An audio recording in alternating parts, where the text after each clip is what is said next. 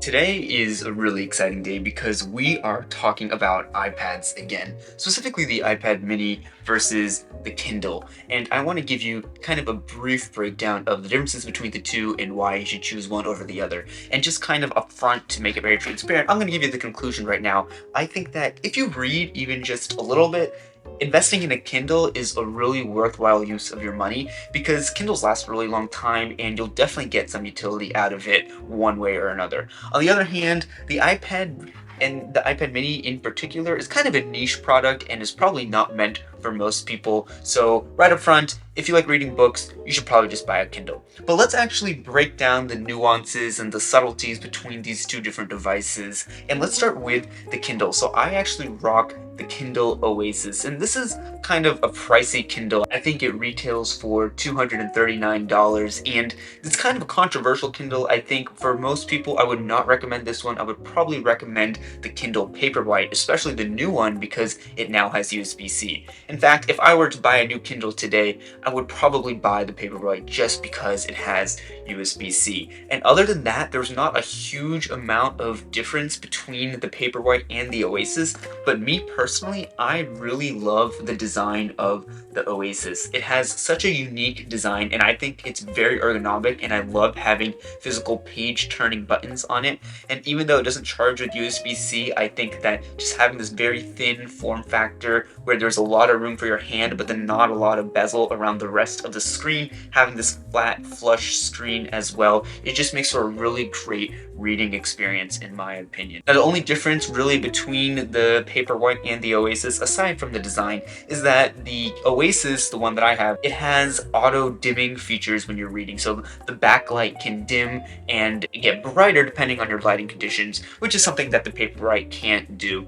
But I don't think that's a huge factor that you need to consider when buying a Kindle, because first of all, I kind of like it at one sort of brightness anyway, and second of all, you could probably just adjust it anyway on the Paperwhite, so it's not worth paying the extra money for the Kindle Oasis. So the Kindle Paperwhite starts at $139, whereas the Kindle Oasis starts at $279, and that'll give you 8 gigs of storage, which is plenty for most people because books don't take up a lot of storage on the Kindles anyway, and unless you're putting audiobooks on your Kindle, which I highly don't recommend you do, you really don't need any more than 8 gigs. That's plenty. You're gonna have thousands of books that you can store on your Kindle. So really paying that much extra money, more than $100 for the Oasis, is probably not worth it. So just go with a Paperwhite. But let's talk about what I actually love about the Kindle, regardless of whether you get the Paperwhite or the Oasis.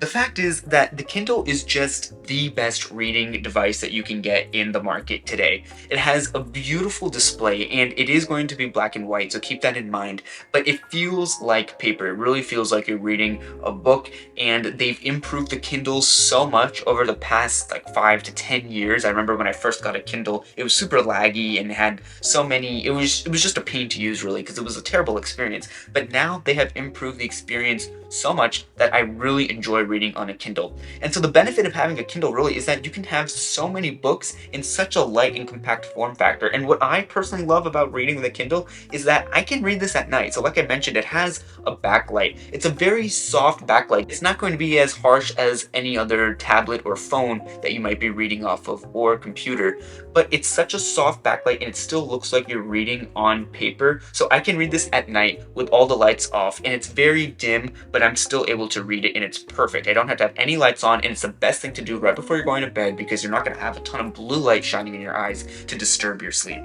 So having a Kindle for those reasons is really incredible. And I think, again, if you enjoy reading even a little bit, even if you read just like a book a month or maybe even less, that's totally okay.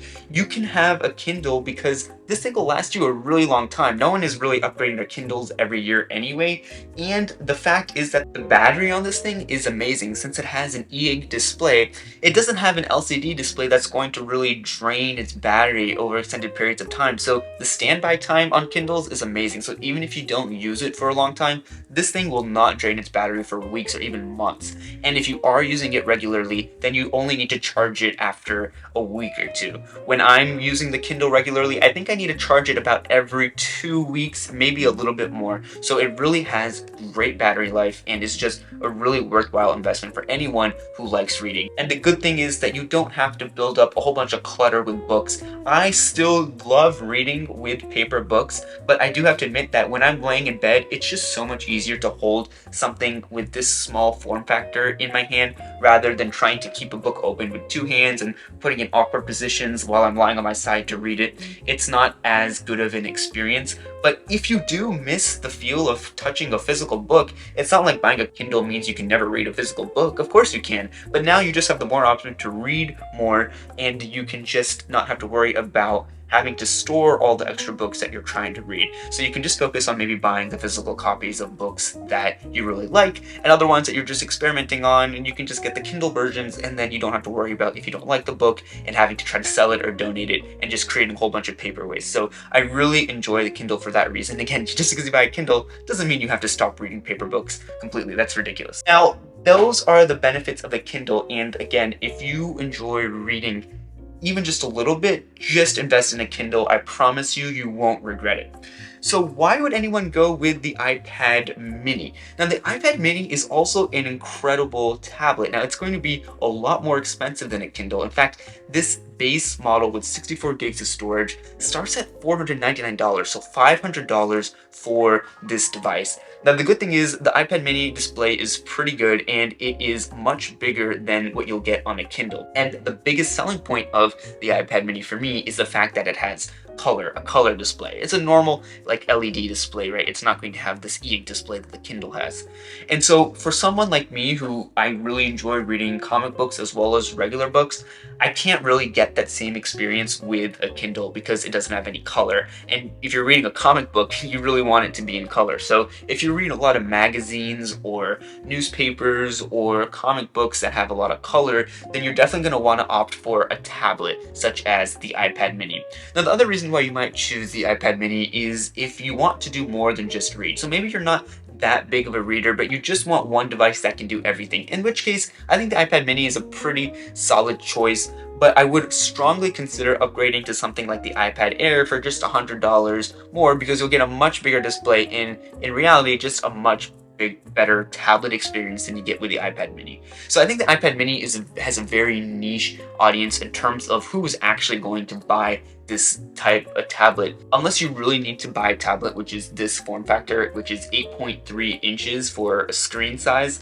So unless you really need an 8.3 inch tablet or something small like this, I would recommend going with an iPad Air, an iPad Pro, or something else to use as your all-around jack of all trades sort of device. Because the reading experience on the Kindle on the iPad is also great, but it's just not as good as the Kindle because you are getting the harsher light. The tablet is a little bit heavier, it's not as ergonomic. It's just going to feel less like paper than the Kindle will.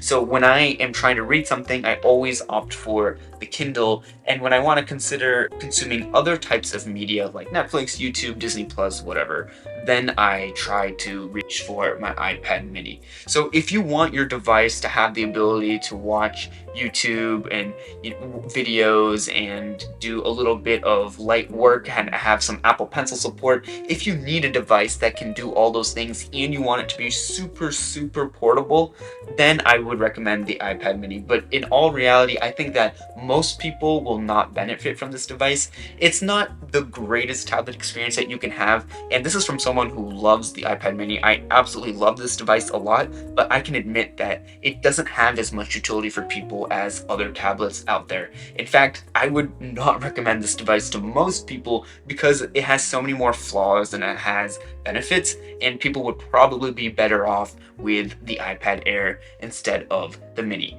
And if you are able to get both, then I would recommend buying a Kindle and then getting maybe a refurbished iPad or a previous model iPad, because at this point all the iPads are so powerful and they can all basically do the same thing that it doesn't matter whether you get this year's iPad Air or last year's iPad Air for the most part. So I would recommend that you definitely invest in a Kindle, and then if you really need a tablet, then consider getting a refurbished or a used iPad of your choice, whether that be the mini or the Air or the Pro or any other iPad that you want. So that is going to wrap it up. What do you guys think about the Kindle versus the iPad mini? Again, I think that everyone should invest in a Kindle at some point in their lives because it'll just serve you for so many years and you will always want to use this for reading.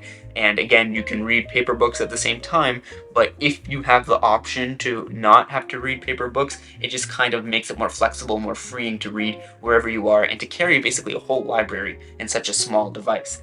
And then on the other hand, if you really need something to do more than just reading in black and white, and you are a comic book lover like me, or you want to read magazines or something, then I would opt in for the iPad mini or a bigger iPad if you're okay with having a bigger device, because this will probably provide the best tablet experiences you can get compared to any other company, and you get to do so much more with it, including watching Netflix, YouTube, Disney, and even use the Apple Pencil if you want to take notes or do things like that. So those are my opinions on the Kindle and the iPad. Let me know what you use on a daily basis for reading and content consumption. Thank you guys so much for watching, and I'll see you in the next video.